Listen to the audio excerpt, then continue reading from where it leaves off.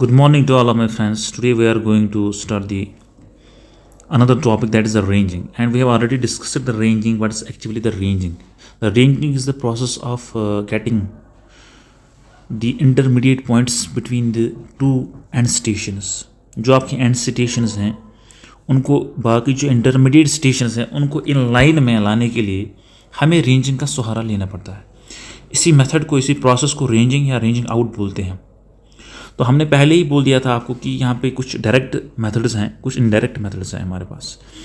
तो एक मेथड तो हमारे पास ये सिंपली है कि आप एक इंस्ट्रूमेंट लीजिए आप, जिसमें आप लाइन रेंजर का इस्तेमाल करते हुए, हम लाइन रेंजर का इस्तेमाल करते हैं और लाइन रेंजर की मदद से हम रेंजिंग करते हैं। उसमें हम क्या करते हैं, सिंपली हमारे पास दो आइसोसेलेस ट्रायंगल होते हैं और उसके नीचे एक हुक पड़ी होती है जो हमारे सेंटरिंग के लिए होती हैं।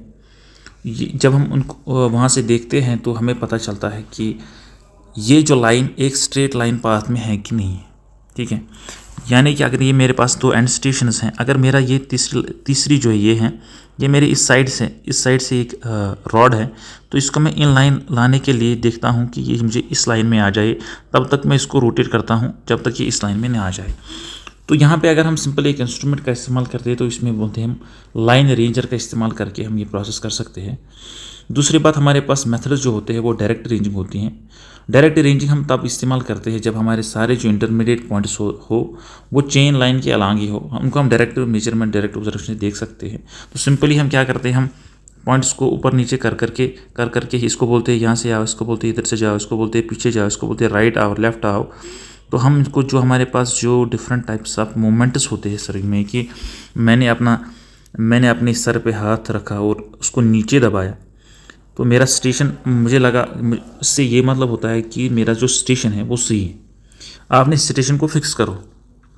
अगर मैं राइट हैंड से बोलता हूँ उसको कि इस तरफ जाओ, आगे की तरफ जाओ, लेफ्ट टूवर्ड्स लेफ्ट मूव करो, टूवर्ड्स राइट करो, तो ये सारे मेथड्स इसी रेंजिंग, इसी जो मूवमेंट्स होते हैं हैंड्स के, ये सारे जो मेरे पास जो बाजू होती है या हैंड्स होती हैं उनकी मूवमेंट इसमें इस्तेमाल होती हैं। तो फिर हमारे पास इनडायरेक्ट मेथड है। इनडायरेक्ट मेथड में हमारे पास ये जो इनडायरेक्ट रेंजिंग है, इसमें हमारे जो तीसरा मेथड है that is random line method. Random line method, ये जो रैंडम लाइन मेथड है ये भी इनडायरेक्ट रेंजिंग में ही आता है और ये भी इनडायरेक्ट रेंजिंग में ही आता है। ये जो इनडायरेक्ट रेंजिंग है, रेसिप्रोकल रेंजिंग इसको बोलते हैं हम, रेसिप्रोकल रेंजिंग। ये हम तब इस्तेमाल करते हैं जब हमारे पास जो इंटरविजिबल, जो अगर हमारे कोई इंटरमीडिएट पॉइंट है, उस इंटरमीडिएट पॉइंट से मेरा पहला स्टेशन भी विजिबल है और मेरा लास्ट स्टेशन भी विजिबल है। कोई मैंने बगल में इंटरमीडिएट कोई पॉइंट ढूंढा जहाँ मुझे दोनों स्टेशन विजिबल हैं, तब मैं करूँगा यही इनडायरेक्ट वाला मेथड, जिसमें मैं रेसिप्रोकल रेंजिंग भी कहता हूँ। अगर मुझे कोई बीच वाले मेथड से ना तो ये मुझे मिलता है, ना मुझे ये दिखता है, ना मुझे पहला स्टेशन दिखता है, ना मुझे लास्ट स्टेशन दिखता है, तब जो मैं मेथड करूँगा इस्तेमाल, उससे मैं कहूँगा रैंडम लाइन मेथड। ये जो रैंडम लाइन मेथड है, इसमें प्रॉपर्टी ऑफ सिमिलर ट्रायंगल इस्तेमाल होती है। आएगी समझ आपको। जो मेरे पास, मैंने जो अभी बोला डायरेक्ट रेंजिंग में जो पहला मेथड है मेरे पास, जो रेसिप्रोकल रेंजिंग है, इसमें मैं हम दो स्टेशन होते हैं मेरे पास, ये और ये, इनको मैं यहाँ पे इंटरमीडिएट स्टेशन से विजिबल करने की कोशिश करता हूँ, तब जाके फिर थोड़ा ऊपर नीचे करके मैं देखता हूँ कि ये दोनों मुझे इनडायरेक्टली, मैं इनको बोलता हूँ कि ये मुझे विजिबल हो गए। ठीक है, लेकिन जो ये मेरा मेथड है रेसिप्रोकल रेंजिंग वाले में, उसमें रैंडम लाइन मेथड में, इसमें मैं एक रैंडम लाइन खींचता हूँ और उस रैंडम लाइन से क्या करता हूँ, फिर रैंडम लाइन खींचता हूँ और रैंडम लाइन से बोलता हूँ जो मुझे किसी ऑब्स्ट्रक्शन से पास ना हो, फिर मैं यहाँ पे प्रॉपर्टी ऑफ सिमिलर ट्रायंगल लगा के मैं इनको क्या करता हूँ कि इन पॉइंट्स को एक लाइन में लाता हूँ। तो ये मेरे यहाँ पे तीन चीज़ें आ गई। यहाँ पे एक तो डायरेक्ट रेंजिंग आई, इनडायरेक्ट रेंजिंग में रेसिप्रोकल रेंजिंग आई। ये आप तब इस्तेमाल करोगे जब आपके पास जो इंटरमीडिएट पॉइंट है उससे आपके दोनों स्टेशन विजिबल होंगे। अगर आपके इंटरमीडिएट पॉइंट से दोनों स्टेशन विजिबल नहीं होंगे, ना पहला ना लास्ट, तो आप रैंडम लाइन पे जाओगे। ठीक है, तो यहाँ पे हमारे पास ये चीज़ें होती हैं। उसके बाद मेरे पास क्या है कि लीनियर मेजरमेंट्स में हम कैसे करेंगे। लीनियर मेजरमेंट्स में हमारे पास सिंपली ये होता है कि आप लीनियर मेजरमेंट आपको करनी है तो सिंपली आप लीनियरली करो, मापो आराम से, कोई टेंशन नहीं है। तो लीनियर मेजरमेंट आप सीधे कर सकते हो बाय मीन्स ऑफ स्टेपिंग और बाय मीन्स ऑफ देखिए आगे अब है मेरे पास लीनियर मेजरमेंट। लीनियर मेजरमेंट अगर हमारे पास ऑलरेडी फ्लैट ग्राउंड है तो लीनियर मेजरमेंट सिंपली हम करेंगे, कोई भी इंस्ट्रूमेंट लेंगे, चेन लेंगे, टेप लेंगे तो माप लेंगे। लेकिन स्लोपिंग में प्रॉब्लम होती है। स्लोपिंग में क्या क्या प्रॉब्लम होती है? अभी हमारे पास जैसे एक स्लोप है यहाँ पर हमारे पास, तो यहाँ पे मैं दो मेथड इस्तेमाल करता हूँ। या तो अगर स्लोप बड़ा है तो मैं स्लोप को ही मापूंगा, फिर वहाँ से हॉरिजॉन्टल डिस्टेंस निकालूंगा जो मुझे चाहिए लीनियर मेजरमेंट। लेकिन अगर मुझे ऐसा राउंड है कि मैं स्टेपिंग पे भी कर सकता हूँ। स्टेपिंग में कैसे करूँगा? मैं बोलूँगा कि आप लीडर को जाओ आगे, लीडर जाएगा, फॉलोवर उसके पीछे पीछे आएगा, तो फिर ये अपना ये सेंटरिंग कोई प्लम्ब आप यहाँ से ऐसे डालेगा, फिर ये फिर से स्ट्रेट करेगा यहाँ से, फिर इसको यहाँ से नीचे करेगा, ऐसे ऐसे करते करते इसको मैं बोलता हूँ स्टेपिंग। इसको मैं बोलता हूँ स्टेपिंग। मुझे ये वाली डिस्टेंस से एक्यूरेटली, मुझे ये वाली डिस्टेंस एक्चुअली चाहिए, लेकिन है मेरे पास ऐसा ग्राउंड मेरे पास है, या ऐसा ग्राउंड मेरे पास है, लेकिन मुझे चाहिए ये वाली डिस्टेंस। तो मैं कैसे करूँगा? मैं स्टेपिंग में थोड़ा थोड़ा 10 to 20 मीटर्स, 5 मीटर्स, 10 मीटर्स को माप के ऐसे इसको सेंटरिंग करके एक्यूरेट मापता हूँ। फिर यहाँ से चढ़ा के ऐसे जाता हूँ और इनको कैलकुलेट करता हूँ। तो एक्चुअली मुझे लास्ट में ये वाली लेंथ मिल गई।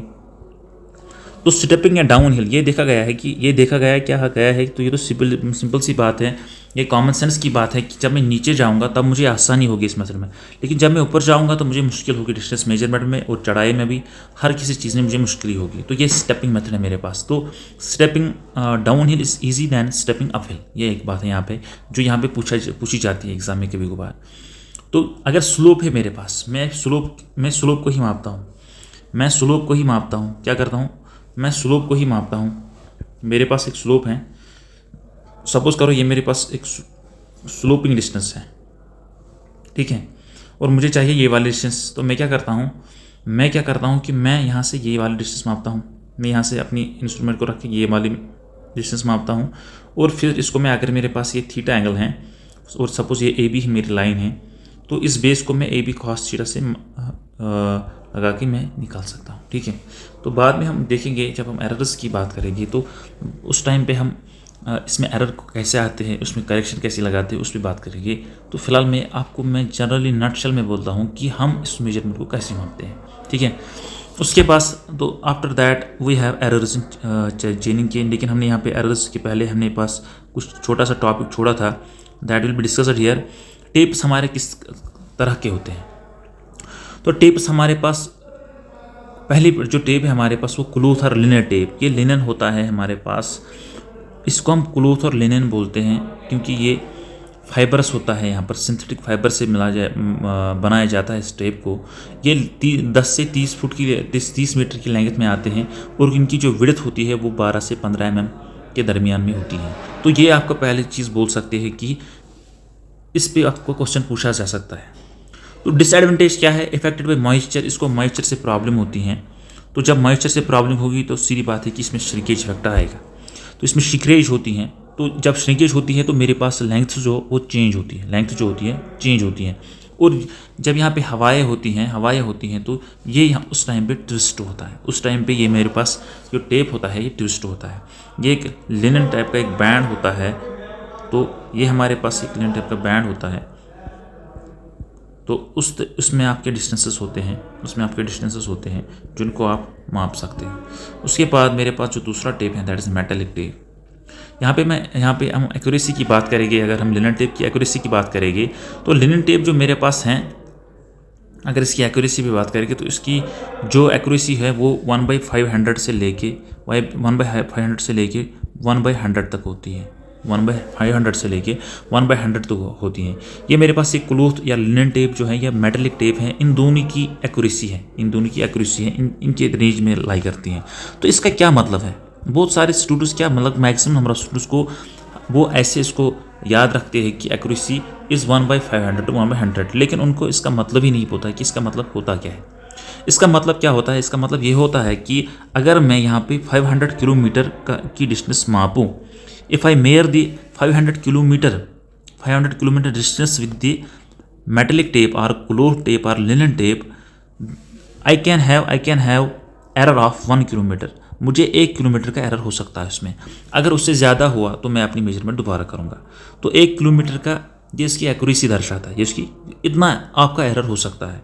या आप 100 किलोमीटर में 1 किलोमीटर का आ सकता है, तो 100 किलोमीटर में 1 किलोमीटर का आ सकता है, या 500 किलोमीटर में 1 किलोमीटर का आ सकता है। तो it is the accuracy of this very particular tape. और सेम यहाँ पे मेटलिक टेप की भी है, ठीक है। इनको इस्तेमाल कहाँ से किस में इस्तेमाल करते हैं इस वाले क्लूथ और मेटलिक टेप में? इनको जहाँ पे आपके रफ टोपोग्राफी हैं होती हैं उसको आप यहाँ पे इस्तेमाल कर सकते हो। तो ये रिकन्शंस में होता है, जब हमारे पास पहला स्टेप होता है रिकन्शंस में आपके पास इस्तेमाल हो सकता है। उसके बाद मेटलिक टेप की बात करेंगे तो ये भी है, एक लिनन टेप ही होता है, क्लूथ टेप ही होता है, लेकिन इसमें आपके पास बैंड्स होते हैं ब्रास और कॉपर के। इसमें आपके पास बैंड्स होते हैं ब्रास और कॉपर के, ब्रास या कॉपर के बैंड्स लगाते हैं। ऐसे बैंड्स लगाते हैं लॉन्गिट्यूडनली। तो इसके पास होता है कि इसकी स्ट्रेचिंग कम हो, इसकी श्रिंकेज कम हो, तो लॉन्गिट्यूडनली इनको उसके पे लगाया जाता है। तो ये भी 20 से 30 मीटर की लेंथ में आपको मिलते हैं। और ये आपके मेटलिक टेप जो है या ऑफसेट्स मापने के लिए इस्तेमाल होते हैं। तो जो भी यहाँ पे जो डिफेक्ट्स आते थे क्लूथ और लिनन टेप में, उनको यहाँ पे ओवरकम किया जाता है। All defects of the metallic cloth tape और linen tape are overcome in metallic tape. उसके बाद हमारे पास क्या आता है कि स्टील टेप होती है। स्टील टेप 1 से 50 मीटर की लेंथ्स में आते हैं। पहली बात तो ये है। दूसरी बात यह है कि ये इनकी विड्थ 6 से 10 mm के दरमियान में होती हैं। और इनमें ऊपर क्या होता है कि एंड में इनकी ब्रास रिंग होती हैं। उसका जो आउटर पोर्शन होता है, ये जो पोर्शन होता है ये ज़ीरो को मार्क करता है, तो मतलब ये है कि जब आप डिस्टेंस मापोगे तो इसको आप कंसिडर करोगे, यहाँ से आप डिस्टेंस को मेजर करोगे। आप बहुत सारे हैं कि यहाँ से मापते हैं, जहाँ पे ये एंड होती हैं उसी से मापते हैं, तो ये गलत हो जाता है। 1 इंच का डिफरेंस आ सकता है इसमें। तो ये आप कहाँ पे इस्तेमाल नहीं कर सकते? This can not be used in vegetation weeds. जहाँ पे आपके वेजिटेशन प्लांट्स वीड्स हैं वहाँ पे आप इसको इस्तेमाल नहीं कर सकते हो। तो this is the steel tape. और इसी स्टील टेप की अगर हम एक्यूरेसी की बात करेंगे, if we talk about the accuracy of the steel tape, what I can get is the accuracy of the steel tape is 1/1000 to 1/1000 to 1/10,000, 1/1000 to 1/10,000। तो अब आपको पता ही है कि इसका मतलब क्या है, जो मैंने ऑलरेडी आपको बोल दिया है। उसके बाद क्या है कि उसके बाद मेरे पास इनवार टेप है। तो what's Invar tape actually? Invar एक क्या बोलते हैं इसको, इनवार एक अलॉय होता है हमारे पास निकल एंड स्टील का। निकल इसमें 36% होता है, और स्टील इसमें मैक्सिमम पोर्शन होता है 64। स्टील इसमें मैक्सिमम पोर्शन होता है 64% तक। इसका जो कोएफिशिएंट ऑफ एक्सपेंशन है, लीनियर एक्सपेंशन है, that is very much less, that is 0.122 × 10⁻⁶ पूरा डिग्री। यानी कि 1 डिग्री टेम्परेचर इंक्रीज करने से इसमें बहुत ही माइक्रो में इसमें लेंथ एक्सपैंड हो सकती है। ये आपकी लेंथ जो है 30 मीटर में भी आता है, 50 मीटर में भी आता है, एंड 100 मीटर में भी आता है, ठीक है। तो ये बहुत ही ज़्यादा प्रीसाइज है, और इसमें जो बाकी चीज़ें श्रिंकेज का इफेक्ट, बाकी चीज़ों का इफेक्ट वो होता है बहुत ही कम इसमें।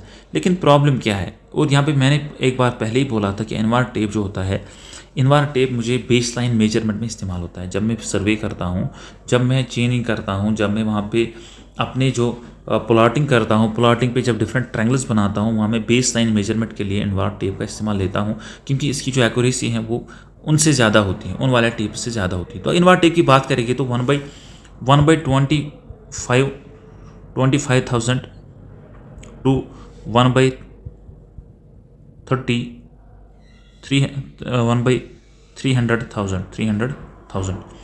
तो एक से यहाँ पे फिर से लिखता हूँ, आप लिखिएगा अपने कॉपी में, नोट करिएगा आप 1/25,000 so the accuracy lies between 1/25,000 to 1/300,000।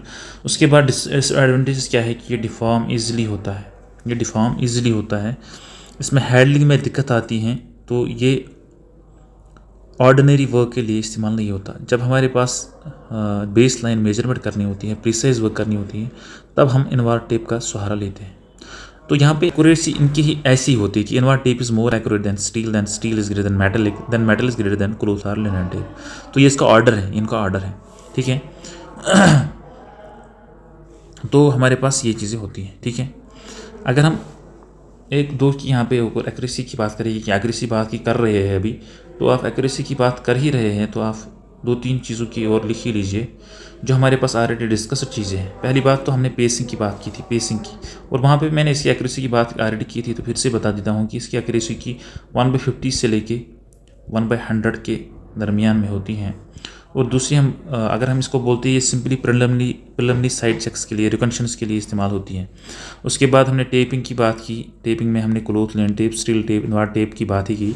तो अगर हम यहाँ से यहाँ पे ईडीएम की बात करेंगे, जो हमारे पास इलेक्ट्रोमैग्नेटिक डिस्टेंस मीटर होता है या इलेक्ट्रॉनिक डिस्टेंस मीटर होता है, इसकी जो एक्यूरेसी की होती है वो अगर हम बाय मीन्स ऑफ डिस्टेंस करेंगे तो ±1 mm से लेके 1 mm टू 1 ppm तक होती हैं, टू ±5 mm टू +5 ppm होती है, पार्ट्स पर मिलियन की होती हैं।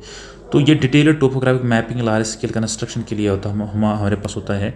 और ये जो इस्टेब्लिश हमारे पास कंट्रोल पॉइंट्स के लिए होता है, ये बहुत ही एक्यूरेट होता है as compare to all of this. ठीक है, उसके बाद हम सैटेलाइट की बात अगर करेंगे, सैटेलाइट की जो हमारे पास GPS होते हैं या GNSS होते हैं, उनकी बात करेंगे तो उनकी जो एक्यूरेसी है ±1 सेंटीमीटर से लेके ±5 सेंटीमीटर तक होती हैं। ठीक है, तो ये आपको पता ही है कि ये आपके क्या बोलते हैं इसको, जो रेफरेंसिंग के लिए, कैडेस्ट्रल नेटवर्क्स के लिए, रूट सर्विस के लिए इस्तेमाल होते हैं। आपको तो ये चीज़ें आगे पता चल ही जाएगी। तो इसके बाद हम बात करेंगे डिफरेंट टाइप्स ऑफ जो एरर्स होते हैं, सिस्टमेटिक एरर्स होते हैं या रैंडम एरर्स होते हैं हमारे पास, जो एक्सीडेंटल एरर्स होते हैं, या हम ग्रास मिस्टेक जो होती हैं, ग्रास एरर्स होते हैं, जो ब्लंडर्स हम जिनको बोलते हैं, उसके बाद हम उनकी बात करेंगे। तो उनकी बात करके हम फिर यहाँ पे हमारे पास जो डिफरेंट टाइप्स ऑफ चेनिंग होती हैं, जब हम स्टील से करेंगे या टेप से करेंगे या सैग जो आता है, उन करेक्शंस की बात करेंगे। We will talk about the corrections, then we will talk about the limiting length of offsets. After that the chapter will be clear. और उसके बाद जो भी क्वेश्चंस आए हैं उनको डिस्कस करेंगे। और डाउट्स जो भी रहा होगा, या कोई चीज़ पढ़ाने के टाइम पे भूल जाता है बंदा, तो मिस हो जाती है, तो उनको भी हम वहाँ से देख लेते हैं। तो तब तक के लिए थैंक यू।